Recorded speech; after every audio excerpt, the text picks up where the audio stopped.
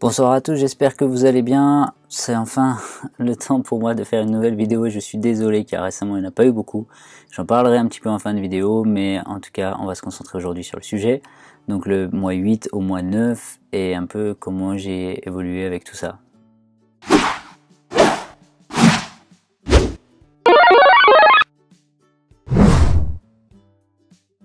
Donc pour ceux qui ont suivi au mois 8, j'ai décidé de réduire, arrêter, j'avais dit mais en fait c'est réduire l'amande poivrée, de commencer le minoxidil et voilà, de tenter ça, d'arrêter les vitamines, etc. Donc effectivement j'ai arrêté les vitamines parce que je pense que j'en ai donné beaucoup à mon corps et que si je veux que ça reste efficace, il fallait que je fasse une pause. Ça c'est toujours d'actualité. Peut-être j'en prendrai un peu sur le mois de décembre si je sens qu'il fait bien froid, parce que l'Irlande ça peut quand même me calmer un petit peu, mais voilà, c'est pas prévu que j'en prenne plus que ça. Donc les vitamines, par contre je fais attention un peu plus à ce que je mange, donc j'essaie vraiment de manger beaucoup de légumes. Bon, j'en ai déjà parlé de la diète quand je fais la vidéo des vitamines, mais voilà, les légumes, des avocats quand il y en a, du saumon, du poisson en tout cas, des bonnes viandes, du foie, c'est pas souvent, mais en tout cas des trucs similaires, mais bon bref. Voilà, une bonne diète c'est important, c'est peut-être plus important que tout. J'ai aussi commencé à reprendre la course à pied, c'est pas mon sport favori du tout, mais peut-être si je retrouve l'étude, je la mettrai dans la description. Néanmoins, voilà, il est conseillé de faire une activité physique afin de réduire le taux de DHT. La DHT, on sait, c'est à l'origine de la perte des cheveux. Donc voilà, une vingtaine de minutes de course à pied, pas tous les jours mais pas loin, c'est ultra productif, c'est ultra bon, c'est meilleur que tout le reste pour ça, en tout cas pour le focus DHT. Donc moi, j'ai repris un peu plus la course, je cours disons 2-3 fois par semaine maxi, je suis pas un grand coureur, je préfère la corde à sauter. Et je continue l'activité physique classique que j'ai, donc type crossfit chez moi, ou musculation légère, quoi. Donc voilà, ça je trouve c'est important de vous le dire parce que, bon, je vais pas devenir une bête de sport, mais en tout cas c'est un objectif en plus, voilà, ça aide à aussi se motiver le soir, on se dit bon, allez j'ai fait la greffe, même si c'est 20 tractions, ben j'y vais, même si je vais courir un quart d'heure, ben j'y vais, parce que ça va aussi permettre d'aider la greffe en plus d'aider le corps et le mental. Donc voilà. Ça c'était assez important. Ensuite le minoxidil, je vais vous montrer ce que j'ai acheté. C'était peut-être pas mon meilleur achat. J'ai acheté du Regain en mousse, pas spécialement par choix. Il y a un peu que ça en Irlande. Donc voilà, Regain 5%. Voilà, je pense que vous pouvez lire. Donc voilà, pourquoi la mousse? Parce qu'il paraît que c'est super facile à appliquer, que c'est trop bien, etc. Bon bah retour d'expérience, parce que là c'est quasi vide, il en me restait un jour ou deux. Retour d'expérience, j'en ai recommandé, c'est de la liquide, c'est en spray, parce que en mousse c'est horrible. Alors c'est peut-être horrible parce que je commence à avoir les cheveux un peu longs, on va pas se mentir, mais du coup c'est ultra compliqué à appliquer, ça se prend plus dans les cheveux que le spray. Alors certes le spray est plus liquide et ça part, ça je sais, j'avais déjà testé, mais je pense que ce sera mieux là pour ma densité de cheveux du coup. Voilà, la mousse en fait c'est vraiment pas mon grand plaisir. De retour d'expérience, il n'y a pas eu d'études sur ça. En général, la mousse aussi, si par exemple on utilise du spray, qu'on passe à la mousse, il y a un effet de shading. Ça montre aussi que la qualité d'absorption est un peu moins bonne par le cheveu, puisque ça se prend dans le cheveu, la mousse, ça va pas directement sur le scalp. Donc, comme c'est un peu moins efficace au final, voilà, il y a un petit shading si on passe du spray à la mousse, et ça vient de ça vient qu'il y ait un peu moins de produit dans le crâne. Deuxième étape sur ça, j'ai commencé à faire du 2 fois par jour au début, bêtement, parce que c'est comme ça qu'il faut faire, mais j'avais un mal de crâne de folie, et du coup comme j'avais ce mal de crâne, je prenais du café, et comme je prenais du café, bah voilà, c'est pas top en fait tout ça. Donc j'ai décidé de passer à 1 fois par jour. Parce que en fait le minoxidil, et ça je peux vous mettre l'étude en dessous, c'est efficace 22 heures. 22 heures, si une fois qu'on l'a appliqué, on attend 4 heures avant de mouiller le cuir chevelu. Moi je le mets le matin, en général je prends pas de douche au milieu du travail, donc 4 heures c'est bon, je suis pas mouillé. Et donc 22 heures d'efficacité, même si je me remouille les cheveux après ces 4 heures. Donc c'est plutôt cool, et puis finalement ça couvre la journée sans trop de problème. Ajoutez à ça que le minoxidil en général, pour disparaître de votre organisme complètement, et tout passe par les urines, on en parle toujours, mais ça prend 4 jours. Donc voilà, si vous sautez 1 fois ou 2 fois et que ça arrive, bah, c'est pas la fin du monde, c'est pas pour ça que tout est foutu. Je le précise parce que moi quand j'ai commencé le minoxidil il y a peut-être 10 ans, je me disais ouais, j'ai sauté 1 fois, c'est la fin du monde, il faut que j'en reprenne, machin, mais je peux pas en mettre 2 fois, enfin c'était la crise. En fait non, c'est efficace 22 heures et ça disparaît complètement du corps pendant après 4 jours, ce qui veut dire qu'il y en a toujours qui restent, quoi. Donc voilà, ça peut être rassurant à savoir. Deuxième effet que je n'aimais pas du tout en l'appliquant 2 fois, vous voyez là c'était genre de coupe de cheveux, mèche ou je sais pas quoi, Bah là ça va encore parce que aujourd'hui il y a eu du vent et quand je suis revenu du travail ça s'est un peu déplacé, mais ça me rend les cheveux hyper, je sais pas, je dirais drus, donc un peu sec et tout, et j'aime pas du tout parce que ça fait des cheveux genre ça fait des petits paquets quoi, ça rassemble les cheveux entre eux, ça donne une impression de moins de densité alors qu'on travaille à plus de densité. Donc voilà, c'est un effet que j'aimais pas trop. Donc ce que je fais en général, c'est que je mets ça le matin et que je mets de la menthe poivrée le soir. Menthe poivrée qui est dans ce genre de flacon chez moi et que j'ai un spray. Donc je me pose pas trop de questions, je la spray et puis va ce qui va sur le crâne ou pas. J'en mets pas trop. En tout cas, j'ai beaucoup dilué l'huile de ricin sulfatée, pardon. Donc voilà, toujours un peu de menthe poivrée. J'ai pas abandonné. Je trouve toujours que c'est cool. Je trouve que c'est super beau en fait parce que ça rend les cheveux ultra brillants en fait, je sais pas, je trouve que l'effet coiffant, brillant, etc. c'est vraiment top.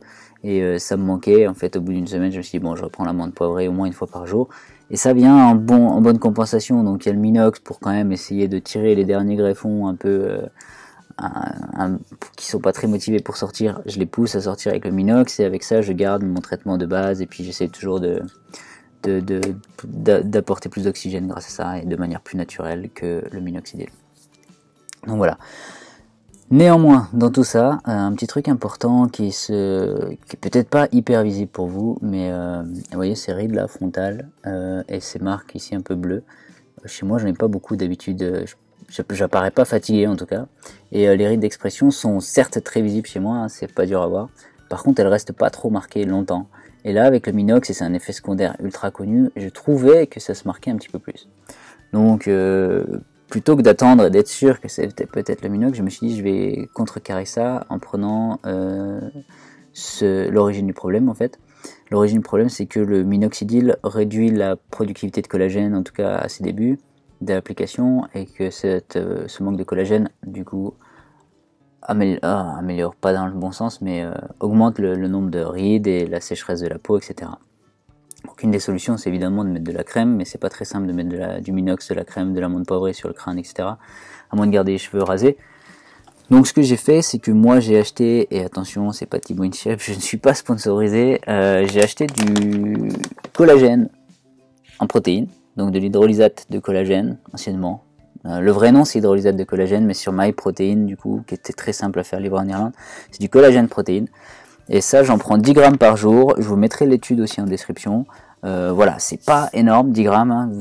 Ça vous motive aussi à faire du sport. Vous allez faire peut-être un peu de muscle, je sais pas. Mais en tout cas, il faudrait normalement plus pour faire du muscle. Mais avec ça, ça permet de développer en fait la production de collagène de la peau. Et donc, ça va contrecarrer cet effet du minoxidil. Ça va me rendre encore plus jeune. Donc, j'aurai peut-être bientôt 25 ans. Voilà. Mais ouais, voilà, ma routine actuelle. Rien de plus que ça. Enfin rien de plus, c'est pas mal en fait, c'est pas mal de changements, je voulais vraiment revenir sur tout ça, c'est pas mal d'explications. Maintenant, on parlait des résultats, est-ce qu'on voit une grosse différence? Pour ça, je vais changer un peu la lumière que j'ai, ça risque de flasher un peu, mais je pense qu'on verra mieux. Donc je vais ouvrir un peu comme ça la lumière. Donc voilà, où est-ce qu'on en est en termes de résultats? Alors vous pouvez voir déjà que le haut du crâne, bah c'est dur de voir en fait s'il y a eu une greffe ou pas, c'est dur de savoir où est la zone. Par contre, voilà. On parle souvent de la densité, j'ai entendu dire oui, ça se voit et tout, mais regardez, ça c'est ma zone naturelle. La densité est pas folle non plus, hein. Ça. Et ça, je me suis lavé les cheveux ce matin. Hein. Donc voilà, vous voyez, on voit très bien en fait les séparations. Donc ici, si je fais ça, ouais, on le voit aussi, mais c'est très similaire. Bon, il y a une petite démarcation, mais c'est très similaire. Donc qu'est-ce que j'en pense? Bah si on regarde un peu l'évolution ici, ça va. Honnêtement, c'est pas mal. Alors ça va être très dur à vous montrer, mais ici il y a des petits cheveux qui poussent, qui sont très transparents. Est-ce qu'ils survivront à l'arrêt du minoxidil plus tard? Je sais pas. Ici, bon, vous pouvez voir cette petite sécheresse de peau dont je vous parlais là, par exemple. Mais voilà, je trouve que ici la ligne est un peu plus dessinée. Donc voilà, de manière générale, je suis assez satisfait. Ça pousse. Bon, par contre, il y a cet effet là dont je vous parle, cet effet collant. Il reste, vous voyez, ce genre de truc. Donc c'est très très énervant pour moi. Je suis pas un fan de la coiffure au quotidien. Donc voilà. Mais sinon je trouve que c'est une super évolution. Je vais vous mettre quelques photos quand même qui seront même parallèles sur Instagram ces jours-ci. Pour vous montrer, je trouve. Enfin moi je suis hyper content du résultat en soi. Petite remarque quand même. et dont j'ai jamais parlé avant. Certes, je suis blond, j'ai les cheveux fins, etc. Et c'est super beau à voir, enfin bien, pas beau, pardon. C'est super bien à voir parce que c'est très rare que ce soit montré par une clinique. Mais il y a quand même un truc chez les blonds, je trouve, qui est assez marquant, c'est que, vous voyez le crâne là, ça dur à vous montrer, mais en fait le crâne en soi reste assez blanc, reste assez, genre il n'y a pas de poils quoi. Et vous aurez beau mettre des cheveux dessus, ça va pas changer en gros la texture du crâne. Donc quelqu'un de très très attentif, et attention, c'est vraiment du détail, d'ultra détail, quelqu'un de très attentif pourra voir la différence entre ce crâne là qui a des petits poils différents, etc. et ce crâne là où il y a que les cheveux en fait. Mais bon, honnêtement, si un mec qui me croise aujourd'hui, il n'en sait rien que j'ai fait une greffe, donc voilà, moi je suis très content.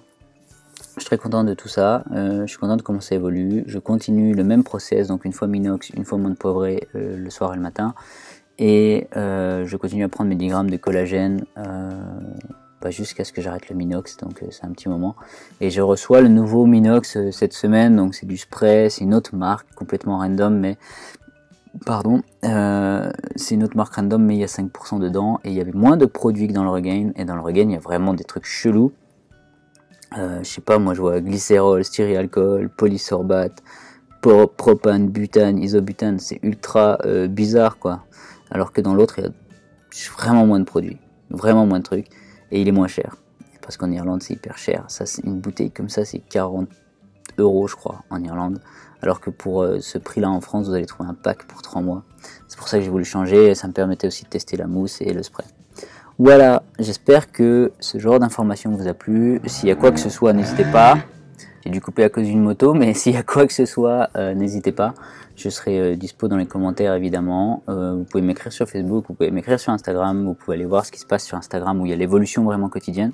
Et il n'y aura pas de photos avec des demi-faces avant, après, avant la fin, parce que voilà, je veux faire un beau timelapse de fin, ça va être super cool. Donc voilà, et pour les autres projets, rien n'est oublié. Tout est en cours, mais j'ai vraiment pas beaucoup de temps en ce moment pour le faire, donc je tiens à faire la vidéo mensuelle, ça c'est une certitude. Les autres avancent, il y a une vidéo sur Istanbul qu'il faut vraiment que je finisse, j'ai fait la partie 1, j'ai pas fini de monter la partie 2, mais j'ai un nouveau Photoshop et j'ai un nouveau Adobe Premiere, donc ça va vraiment m'aider. Et une fois que ça ce sera fini, je passerai enfin aux interviews, qui ne sont pas du tout oubliées, c'est juste que j'ai pas pris le temps de les faire.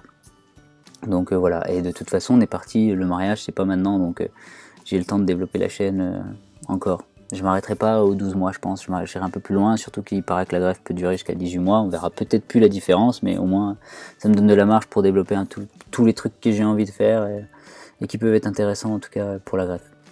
Voilà, c'est tout pour moi, maximum dans un mois, mais j'espère dans 2 semaines avec une autre vidéo sur Istanbul, et après enfin on va pouvoir attaquer d'autres trucs un peu plus sérieux. Mais voilà, ça prend du temps et on n'a pas toujours le temps. À très vite.